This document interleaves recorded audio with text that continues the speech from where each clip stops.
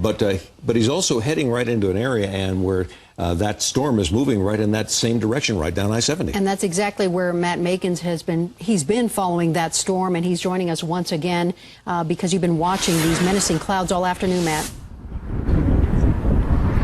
And the circulation as a whole has actually gotten a lot broader, which means this tornado is still possible, but the likelihood has dropped a little bit as it has gotten so broad.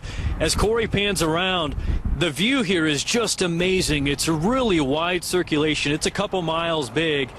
Whereas the point where it touched down near Watkins, when we actually had that tornado, the circulation was much tighter, so it's broadening. It means it's going through that cycle again, that power cycle. You can see some of these white clouds right in the center there. That would be the tightest area of rotation. That would be more of the wall cloud sitting underneath the shelf cloud.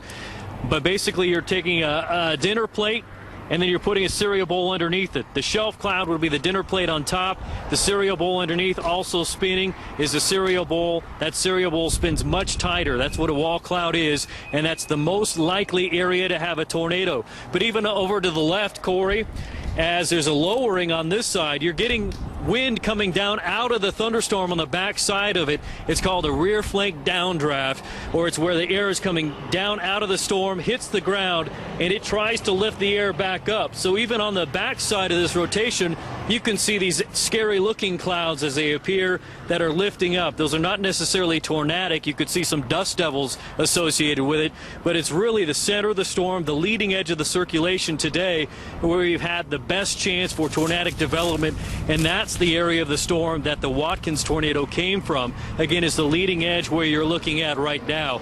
It's really slowed down a lot, too. The whole storm has. It kind of cruised up to about DIA, and then it's putting on its parking brakes, probably in part because of the elevation base that it's hitting. It's hitting some higher terrain here out by DIA versus down in Denver.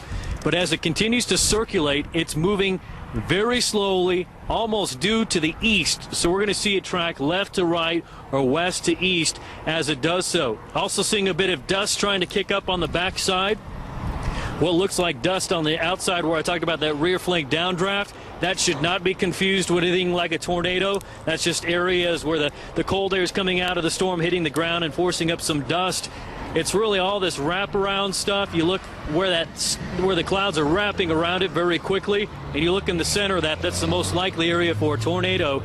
At this time, you're seeing a lot of opaqueness to the sky underneath, and that's all rain. It's still going to be a rain-wrapped tornado if anything touches the ground, but very broad. From left to right, it's a good couple of mile coverage. That's just the rotating part of the storm, not the entire storm. But Mike and Ann, as you're looking at Corey's shot here, widens it, gets in nice and tight to some of the clouds. It is a dramatic picture out here, and we're close to the Bennett interchange right along I-70, and we're looking maybe about a mile to the north of us is the cloud cover that we're talking about. Tell us about your safety there, Matt. Can you stay where you are for very long, or are you going to have to get out of the way? We can stay here just fine. We're in a very safe spot. We could just saddle up here and be fine throughout the storm. If we need to move to stay in position to continue to chase the storm, we actually take right angles. We'll go east then north and east then north. Right now, we would be needing to take our easterly jaunt to get back ahead of the storm, and then we would go north to stay in the positions like we've shown you throughout the day. But our position is very safe. It's rain-free where we are right now. The wind is light again where we are right now.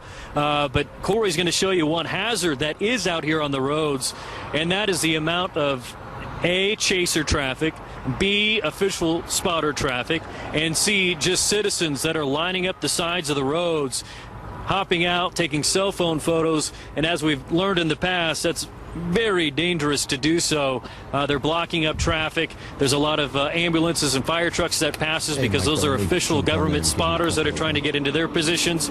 So you can see just kind of the congregation of traffic that's built up watching this same system. So honestly, we are very safe from Mother Nature. The thing we have to watch out for is gawkers this afternoon.